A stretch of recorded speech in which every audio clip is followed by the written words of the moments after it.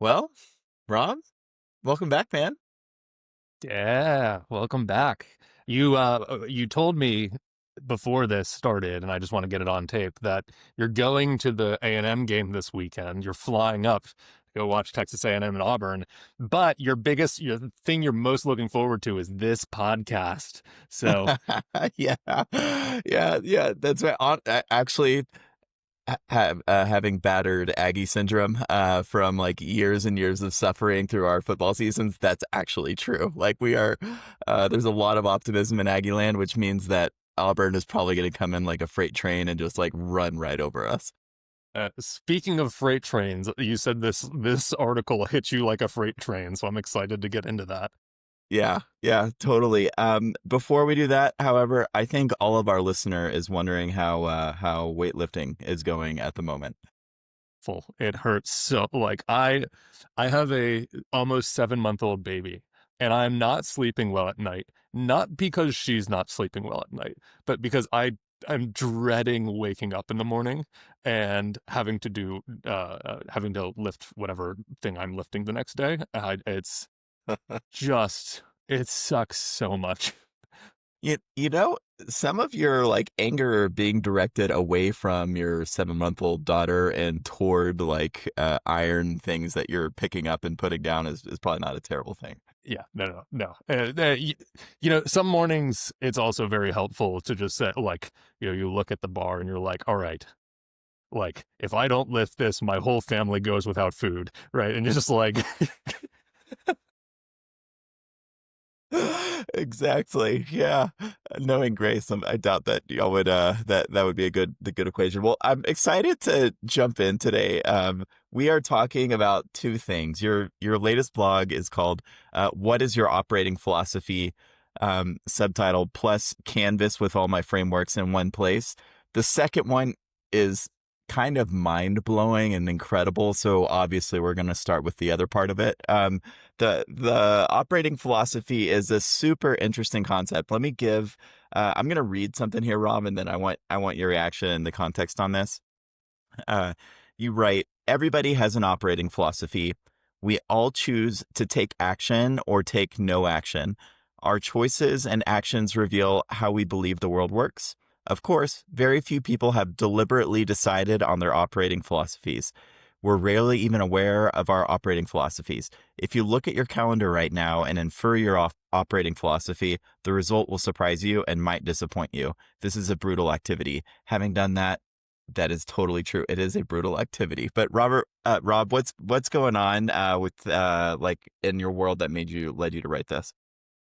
yeah, it's honestly, I don't know where this one came from. It just came to me. I think I was driving at the time, and this like idea just came to me. There's this quote that's kind of been living in the back of my mind that I saw. I think it was on like Twitter back when Twitter was Twitter, and it was like, if you look at your calendar, do you see that you're serious about your goals, right? Which I think that's like a interesting and provocative statement. But what we've been talking about, like a lot of the demand frameworks are like inferring somebody's to-do list based on what actions they're taking. Well, in this case, I was like, huh, right? Like we can basically infer what they believe about the world by looking at what people do during the day. And how, like, do they spend their time just thinking and lost and not making progress? Do they spend their time doing stuff that's not relevant? And then I turned that like thought process onto my own calendar, and I was like, oh dear Lord, like there's actually something really interesting here of, okay, uh, if I just look at how I spend my time, both like what I spend my time on and how I approach whatever activity I'm doing, what does just that information tell me about how I believe the world works? And that's not a fun thing. Yeah, totally. I like it because it's very easy. Actually, I don't like it. I kind of hate it, Yeah. like having done it. But it's as a tool, like just looking at your calendar, figuring out where you're using your time it's just incredibly revealing. And I don't know why I haven't done that exact diagnostic previously. But let me But I think the important thing is not just saying, okay, how am I spending my time? Like, I think the really punch you in the soul kind of thing is like taking that and saying, okay, here's how I'm spending my time. What does that tell me that my actual beliefs about how the world works are? I don't know if those words made sense in that order, but like, what does that tell me about how I actually think the world works? Yeah, totally. Let me run. I think to make this point a little bit more tangible, I'm going to run through some of the examples that Yeah, you have in the blog, and then I'll want your reactions to it. You give five of them. One of them is if we choose to spend our time heads down building product, not talking to customers. I'll just run through these other four, and then we'll choose one or two of them to do. yeah, Second one is if we try to sell, but we go through the motions reluctantly. Third one is if we keep doing the same thing every week despite making no progress, like that's another gut punch. First one and the third one, real gut punches to me. Fourth one is if we experiment in multiple directions at once. And then the fifth one is if we try to build a product for an industry we don't know without getting firsthand experience in the industry. Let's choose one or two of those, Rob, and make the operating philosophy like very tangible for the listener. yeah. So, okay, why don't we start with actually the second one? If we're trying to sell, but like we're going through the selling motions reluctantly, right? Like we spend a lot of our day just kind of like drafting kind of outbound emails, or we show up to sales calls unprepared, or we're like, we're not, we're approaching the sales process. Like we're doing it, but we're not putting our soul into doing it, right? Like I had that experience where I was making 50 cold calls a day for, I don't know, months. And I just hated it. And I approached it like I did the work because I had to do the work. I felt like I had to do the work, but I wasn't really trying to become good at it. I wasn't trying to become great at it. And now that I have this concept of the operating philosophy, right, I can look at that and say, okay, what was based on what I was doing in that situation? What was my actual belief about how the world worked? Well, my belief was that, like, frankly, like I'm the hero in this situation, right? I just deserve success because I'm going through the motions, because I'm doing the quote unquote right things, right? That was my revealed philosophy about how the world works. And that's really hard to admit. Yeah, it's kind of a trust the process without like self-criticality or something like that. Like the going through the motions thing. Yeah, and it's like, underneath that, or maybe like the core thing there is that, like, I deserve to be successful. Like the world owes me something, such that if I just show up to the right things, I'm going to be successful. Right? Like that's the under and that um like I don't believe that's when I say that out loud, I don't believe it. But I'm acting in a way that implies that I believe that. And so the tension there between what I actually believe, which is like nobody owes me anything, I'm not going to be successful by just showing up, right? I actually have to make things work and I have to figure it out. Nobody owes me anything. You know, look, I have to show up and make it happen is in direct contrast with how I'm actually behaving. And so these philosophies are in contrast. And what do I do now that I can look at these two things? Right? Do I change my behavior or do I go deeper into, this awful place? And one of them's dominant. Like the thing that you actually do is much more important than the thing that you would profess. Like that's the thing that actually turns into like what your company becomes, or if you do or don't have success. Another operating philosophy that I think I wanted to test on you is like that seems common-ish. I don't know how common it is. You know this better than me. Is that fundraising is success in the startup community, which sort of like leads founders to do a lot of pitch competitions. It leads to really trying to line up like the best investors probably before it's necessary as a stamp, but with the kind of reflecting on why that might happen. It's like the idea that if I get Sequoia, whoever it is that's investing, as a result of that, my company will be successful rather than building the successful business first. Is that how you think about the like that space? Yeah, I think so. I think I might take that when I see founders doing all of those things, like, and I think if you are a founder who is doing all of these things, I would encourage you to just look at your calendar and say, what is actually my operating philosophy based on this? My take on that is that the operating philosophy there is I deserve to be a successful founder. Being a successful founder is high status. I deserve that. And so what I am doing is I am spending my time behaving like a successful founder behaves. Yeah, And like that's and so we're I think that's just like the simplest way to make sense of somebody who is doing those things. yeah, yeah. Like mimicking the example of other successful founders that or big businesses that like sort of like have gone through that route. Or yeah, I watched The Social Network. It seemed awesome, right? And I have this mental model of what a successful founder looks like. I want to look like that. That's why I'm doing all of these things, and that's how I'm spending my time. And like, I may, if you ask me that directly, I'm going to say, no, of course not. I'm trying to build a real business here. But my actions reveal my real philosophy behind all Yeah, of this. yeah, yeah.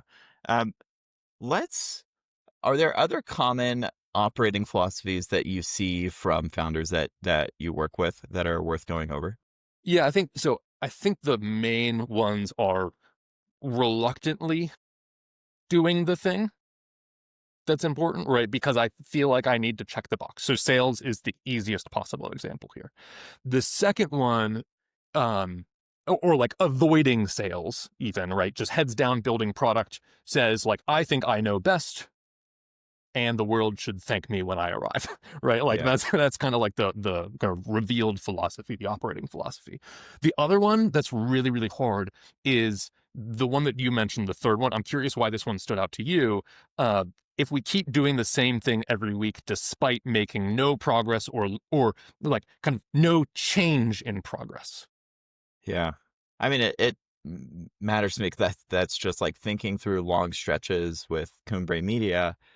I was doing very similar things. And I was, one thing is like outreach to the same types of organizations, which when it wasn't working, I wasn't fast enough to change that or to be self-critical and like go back to the drawing board on it.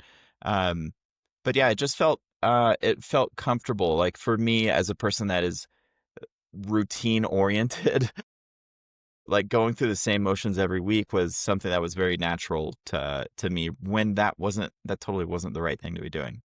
Yeah, and I think that's like the revealed operating philosophy of a lot of us is that we're like we want to be comfortable.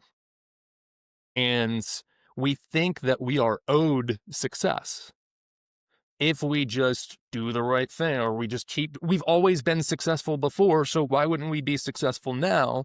And so we can just do the comfortable things. Like instead, like that's clearly wrong when I say it out loud. And yet we behave that way. And so what we have to do is we have to like look at our calendar and say, okay, this is what this operating philosophy is demonstrating Yeah. to me.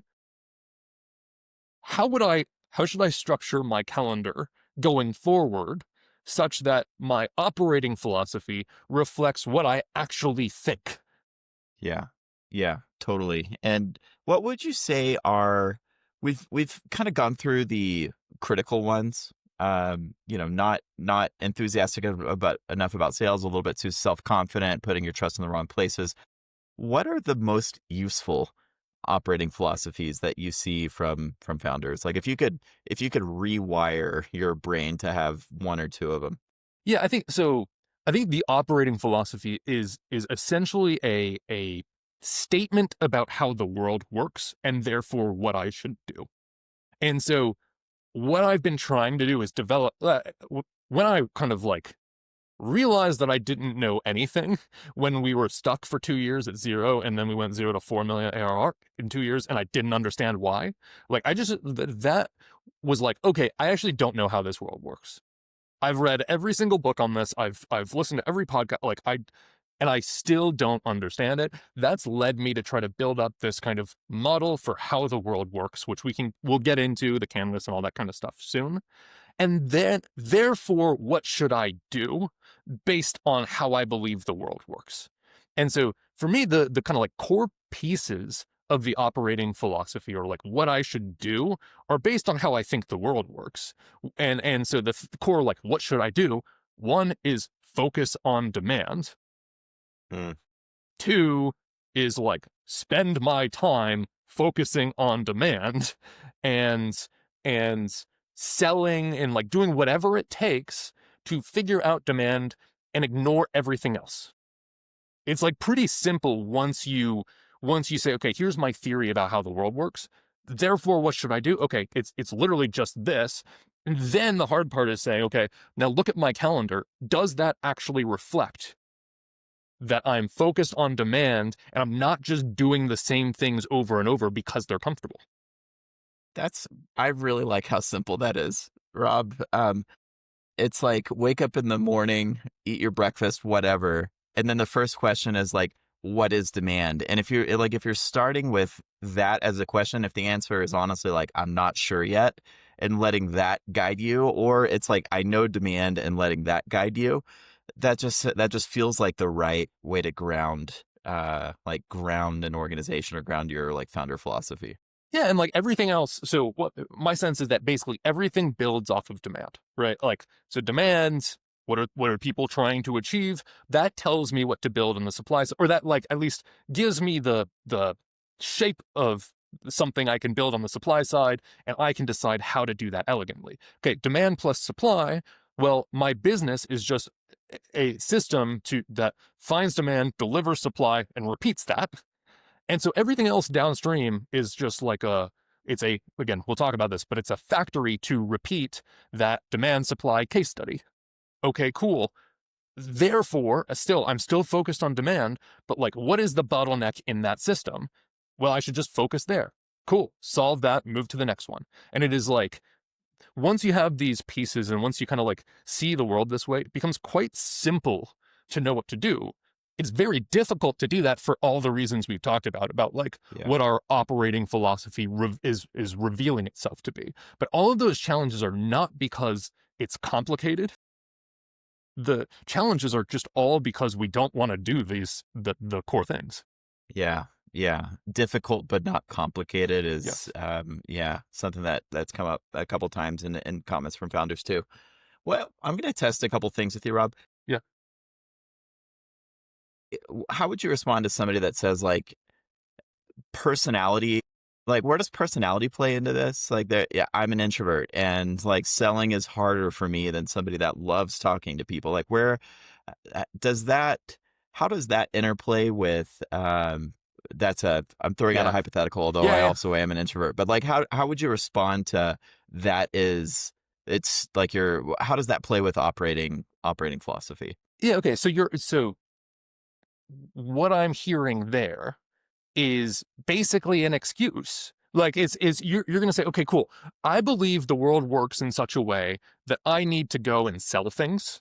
I need to go out there and sell things. But because I'm an introvert, I think I should succeed regardless, like without doing that. It's like, okay, cool.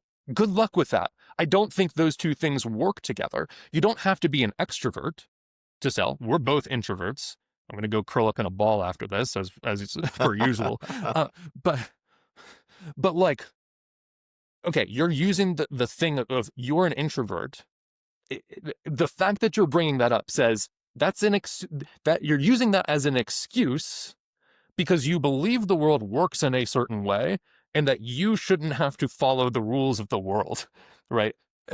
And I think it's, you know, when you look at it that way and say, okay, maybe I should change how I believe the world works because I think introverts can still be successful. Or like, I don't think sales requires you to be an extrovert. necessarily, right? It just requires you to have a different philosophy about sales. If you think sales is a bunch of like conference glad handing and I'm going to convince you and I'm going to take you out to steakhouses, like that's not actually how sales works. So maybe you need to change your view on how the world works. Or, maybe you need to change that story in your head that says you can't do it. Yeah. Yeah. I'm going to take that recording and send it to my therapist for the next session that I have. Um, one thing thinking about operating philosophies is that it starts with a belief about the world and it eventually becomes what your business is. And let me give an example from as I was reflecting on Cumbre Media. I think when I do the audit of my calendar and what it says about what's important, it's heavily weighted toward content development. It's heavily weighted toward audience growth. It's heavily weighted toward like collaborations with organizations that I think about as esteemed. It's lightweight to commercially successful, honestly, which is I'm sure, and like all of those things came true. Our audience grew. We developed a great product for audiences. We worked with, we continue to work with like the best whatever organizations. And it's taken me years to get to like sizable contracts. And I think it's like it started with a belief on if I do these things, then success will happen. And there's a bunch of reasons why that's wrong. And so I think if founders like do an audit, as they do their audit, not just of how am I spending my time, but what has my company become and what does that say about where I invested my time and energy and what I thought was important, because you think it's important and then it becomes thing like there's a direct consequence there. Yeah, and I think let's talk about how why this is a very hard thing specifically for founders, because the operating philosophy is not something that we've actually really had to deliberately think about up until now. In school, what was your operating philosophy? It was just like, get good grades, do a couple extracurriculars, look good for the college review or for the whatever the next thing, for the job applicant, like for whatever. In a corporate job, right, your operating philosophy is usually given to you. I think literally at Bain and McKinsey, they gave us a rubric that was like, here's how to be a 5 out of 5, right? Here's how to get whatever, I forget, distinctive, right? And I was like, cool, that's the checklist. I don't need to think, I don't need to think deeply about the world. I'm just going to do these things. Got my 5. Sweet. It doesn't matter. HBS, right? It's like, okay, what's the, oh God, we're going to get in trouble with this one. Neither of us were very good at HBS, but I don't think either of us were getting whatever the ones or whatever the top score was. Speak for yourself, sir. Okay. Okay. It's a different issue. The professors were very impressed with you. I'm not sure about your peers, Rob. Yeah, exactly. But no, like at HBS, there's like are you making quality comments? And you can have you basically just, okay, there's a strategy to game that. And I've heard of 2. One is just wait for someone to say something dumb and attack, right? Which is great. Or 2 is wait for the conversation to go off track and then be the person who brings it back on track, and professors will love you, right? And so, and so the point in that is that in most things up until starting a company or becoming an exec somewhere, or like there's a relatively few domains where your operating philosophy actually matters and it is not necessarily just handed to you. And we usually show up in startups with a shallow and not even clearly articulated operating philosophy. It's usually what we talked about before, like, I want to look like a successful founder. I've been successful everywhere else. I deserve this. And so I'm just going to start kind of doing the things that successful founders do in my head. And what that reveals is that I'm actually not serious about this. And I don't really have a theory about how the world works. And, sometimes that actually works and you take off. And it's like, cool, I never need to think about this. But most of the time what happens is you just get punched in the jaw repeatedly, and that is terrible, but it's a chance for you to take a look at your operating philosophy and realize that okay, I actually need to have a kind of way of thinking about how the world works and how I should spend my time. And once I have those things, right? Like the only thing that's different between successful founders and unsuccessful founders is how they spend their time. So, okay, cool. How should I be spending my time given how I believe the world works? Yeah. And listening to you articulate that and bringing it back to demand, one part of that, which has been super eye-opening for me, is like if part of your operating philosophy is that demand exists, agnostic of if you do, like demand just exists in the world and you have to find it, like that has a huge implication for how Yes. you like spend your time. You end up searching for it, and rather than trying to create it or sell it or like do these like other, other tactics. Yeah, yeah. And so, yeah, that kind of leads you to, okay, you get punched in the jaw. You like realize, maybe I don't know how the world works, right? I need to figure out how it works. Well, that's a really hard task. It's something I've been trying to do for like 10 years now since I started getting punched in the jaw. And like, the question is, where do you even start? Like, what's the start? Okay, now I've accepted I have no idea how the world works. Now what? And so it took me like years to figure out what the starting point actually was. Because you could start on, well, I think the world works such that great products grow, right? Or I think the world works in a variety of different, like, I think it's all about the people on the team, or I think it's all about hype or whatever it is. And so for me, it was like getting down to like, okay, what do I think is the foundational component here? And to me, it is actually demand, thanks to Bob Moesta, Ryan Singer, and like a couple other variety of random esoteric French philosophers I've read. But I don't know. I don't know. Of course, Obviously, as one does find yeah. inspiration in business from. I don't know. But okay. So the you start, and this is where like you're building a model of how the world works begins on my side. It's demand. It's why does anybody do anything? Why does anybody buy a product? Right? Because, and that for me is the starting point, because we can't force people to buy a product. It's Mm, just not a thing. So buyers have choices. That's capitalism. Love it. Great. Useful. They have choices. Why do they make certain choices? Why did I don't know, buy an extra 35-pound weight plate instead of buying taco chips? Like, I don't know, right? And so we have to come up with some sort of a model for why people buy anything, why people do anything, and everything can build off of that platform. yeah. And a similar question, why did I buy taco chips instead of a 35-pound weight plate? Like it's just flipped with me. Turns out that one's actually quite easy. I just love Can I taco actually chips. say a story about weightlifting here, about the operating philosophy of weightlifting that I thought Yeah, of? I'm So sure our listener is dying to hear this. they've been So waiting for this one. So yeah. So okay. So I realized. So I was on set 2 of squats. The first set of obviously the heaviest weight I've ever lifted. First set I did 5, and I felt like I was going to die. Second set, the third rep, just like was awful. It was the worst thing ever. In that moment, I was like, I can't do any, like, I put the weight down on set 3 or on rep 3 instead of going all the way through rep 5. What does that tell you about how I believe the world works?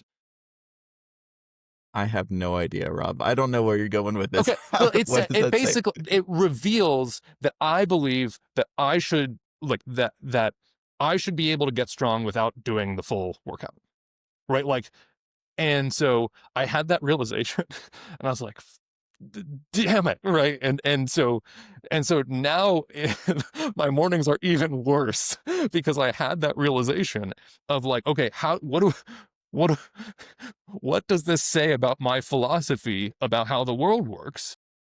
I have to like I don't think you get participation points in the gym. Like you just don't. Yeah, So yeah. anyway, that's my random aside. You don't get, yeah, it turns out participation points you don't get in very many parts of life. What I'm gonna have to do after this is go to Peter Attia and copy and paste his medical disclaimer and drop it at the top of this. That everybody should talk to their physician or somebody qualified about their exercise strategy. Um, Rob, anything else on operating philosophy? And maybe like one question more on operating philosophy before we jump into the unifying theory. How do you change it? like let's say we do this diagnostic and somebody's like, yeah, I see that there maybe it's not as bad as like what we've described, but like there's some holes in it. Like they're like, okay, what I would say is different from what I'm doing. How would you work with a founder? What would you tell founders that want to change their operating philosophy to be more demand oriented? Honestly, I feel like if you're being honest with yourself, it's going to be bad. It's going to be really bad when you look at your calendar and say, does this actually reflect how I believe the world works? And so my thing would just be, are you being honest with yourself? And when you look at it in the cold wind of of reality, and really compare what your operating philosophy is versus how you think the world works, that's going to do all the lifting for you. As long as you like don't try to avoid that. Yeah. For me, I had like I was washing dishes, having an argument with myself, trying to get over the self justification Yes. of the way that I spend time doing it, and um, at a certain point, I wish I remember what exactly it was, but it was kind of like I was holding like really tight onto the idea of what I was doing previously, and I was just like, I don't know, I just like relaxed a little bit, and that let me reflect a little Yeah. bit more clearly on what I needed to be doing. Yeah, I think we all have this kind of like, I'm the hero, I can't be possibly wrong Yeah. kind of like story playing out in our heads as a self-defense mechanism, and we kind of bend the Yeah. world to that. And Yeah. so I didn't realize we were going to get like deep into the emotional side of things here, but like, but but yeah, like that's a very real barrier. And when Yeah. you look at it like you did, right, and it's just like, wait, why am I doing that? Yeah. Do I want to succeed more than I want to keep this story playing in my head? Yeah. And it's like, oh, okay, cool. Well, what's gonna work? I'm just gonna do Yeah. that. I mean, I think we're actually just constantly wading into the emotional part of being a father. That's like Yeah, 80% of the game. But um uh yeah, I think it was what it caused me to do was confront some things that I was actually pretty insecure about yeah, with how our business has performed or not performed, and accept that those were consequences of the way that I was spending my time and what I thought was important. And when I stopped trying to defend it, and I was just like, okay, let's just observe that those things are happening and this is how it's developed, rather than judging that necessarily. That helps me like kind of like move to the point of this is what it says about my operating philosophy. Just as a point of reference, I don't know if that's how anybody else progresses through this. Um, Want to jump into the unifying theory, Rob? yeah. Okay, so like all of this is a preface to say the really cool thing about this is that yeah, I've been trying to work on a model for understanding the startup world, which turns out I have not yet to find anybody else who has done. It's very strange that nobody else seems to have done this, but Yeah. screw it, why not try to do it? And so we're gonna like you can basically base everything off of the starting point of demand. And so you start with demand. You say, why does anyone buy anything? You kind of create a demand model off of that, which is like demand is about the project on somebody's to do list. Imagine like if we can see our potential customers acting throughout the day, we can infer their to do list. And okay, we can probably see what's on their backlog or what they're struggling with there. And if we put something in front of them that says, hey, is this the project on your to do list? Are these the options you've considered?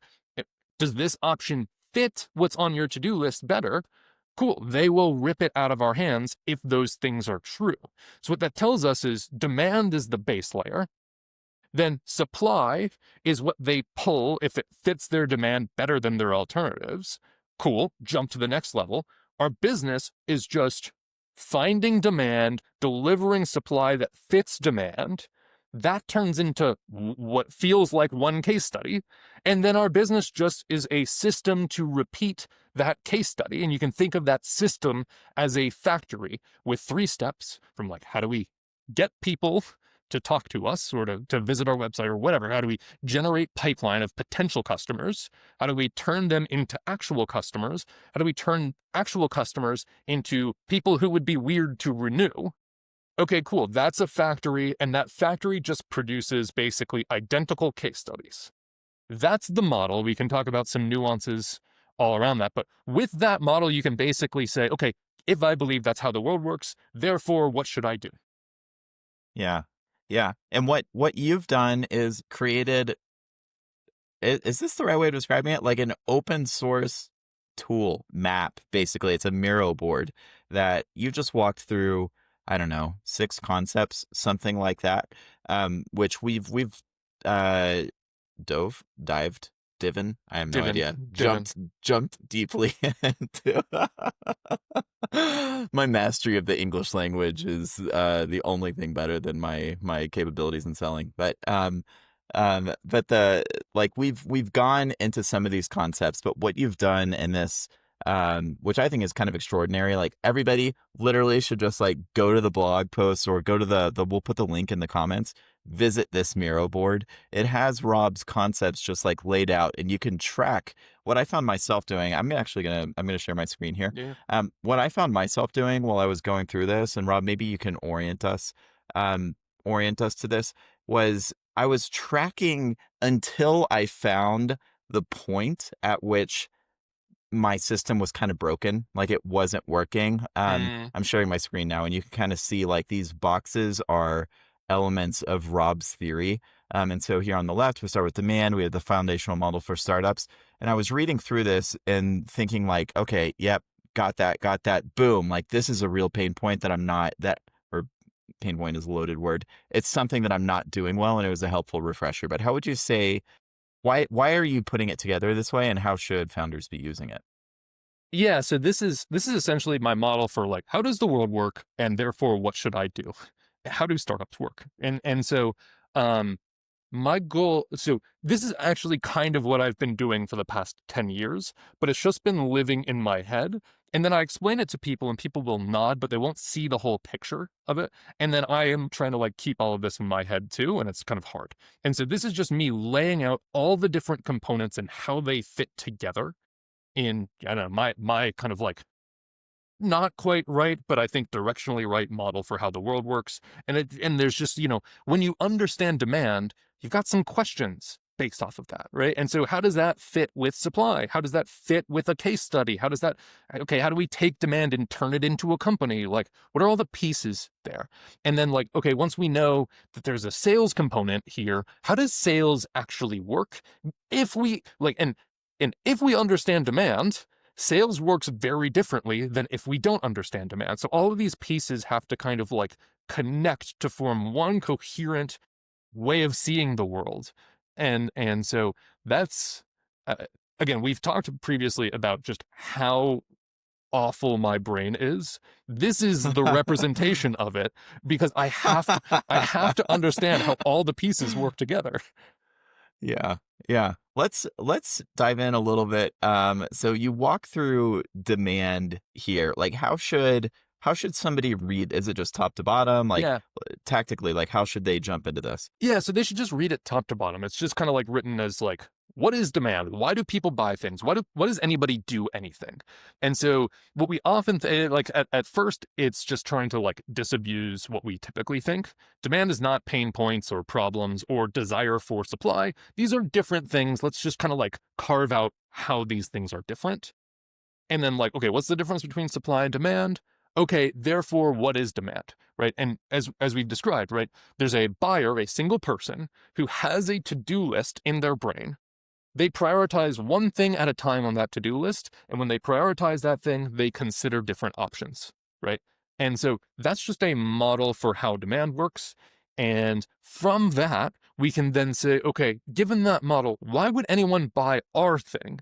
Well, we have to believe that somebody's prioritizing something, they consider options, and their existing options are not good enough for them, such that we offer something that actually fits what they're trying to accomplish. They will rip it out of our hands.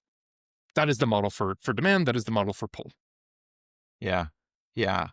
I think this is awesome. We're gonna run up against time here, but in particular for me, like these two are probably my favorite. It's, there's the demand, which, as we mentioned earlier, I think it's just like constantly remind yourself. And then the foundational model for startups, which is another one you have right here with between the repeatable case study and the case study factory. You've got some other ones that are, how demand works at scale. You've you've essentially outlined like if there was a Rob Snyder course at Dartmouth Business School or Tuck Business School or at Stanford or Harvard or something like that. I imagine it would follow this. Like you've just got the frameworks here in like in one spot. It's super helpful. I would encourage folks jump into it, poke around.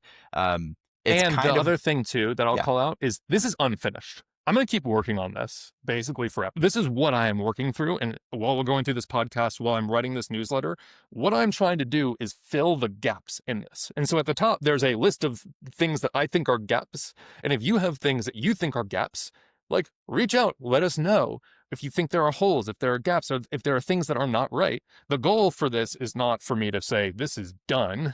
The goal is to say, this is my starting point as of right now.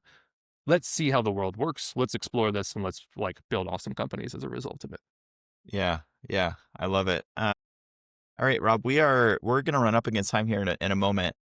We have, I think the mailbag that's worth getting to is that somebody drastically overestimated the number of listener that we have. 37 said privileged to be among the 17 listeners. It's actually 4 listeners, I think, that are just like that have accidentally left it And on I was repeat. two of those. And so Yeah. Okay, real talk. My mom actually found our podcast, and so I had to own up to some comments I made about her being the listener early on in like episode 2 or something like that. But anyways, there my, were some nice by the comments. way, fun fact, this is gonna go great. My mother-in-law uh told like she was like, "Oh man, I'm subscribed to so many newsletters. I had 8 pages of newsletters that I've subscribed to since yesterday." And I was like, "Oh, cool. Have you subscribed to my newsletter?" And she's like, "Oh no, I'm pretty choosy about what I subscribe to." I was like, damn. Oh man, you know, I think if we need to think about how to angle our topics to get into the that the mother-in-law newsletter circuit. Like that might be a huge market that we haven't realized yet, right? Honestly, there's a newsletter I have brewing in the back of my mind on like the throughout pregnancy and like first year of child, like all the businesses that exist that are like different situations along there. So no one's going to listen to that, but that might be relevant. I don't know. Maybe at some point. Maybe before we cut off completely, you hide it in a footnote, but I think Yeah. it's a super insightful one about how operating philosophies apply to other domains in life. Actually, you say it in 2 parts. You say your customers also have an operating philosophy, which is a great reminder of like what they're doing, what their calendars is set up, like says something about what they think is important and where success comes from.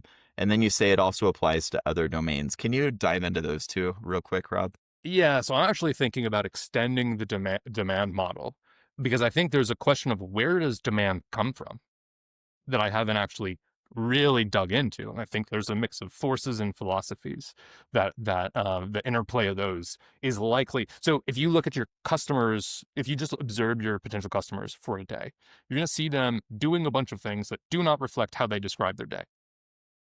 And you can infer their operating philosophy from that, and that is going to be very helpful in designing the right thing, which is why, by the way, I don't recommend doing a bunch of discovery interviews. I instead recommend going and visiting them and watching them, right, and seeing this in person, because you're basically developing. They might talk a big game about, oh, I care so much about retention and customer retention and all that stuff, and you go and look at how their actual operating philosophy.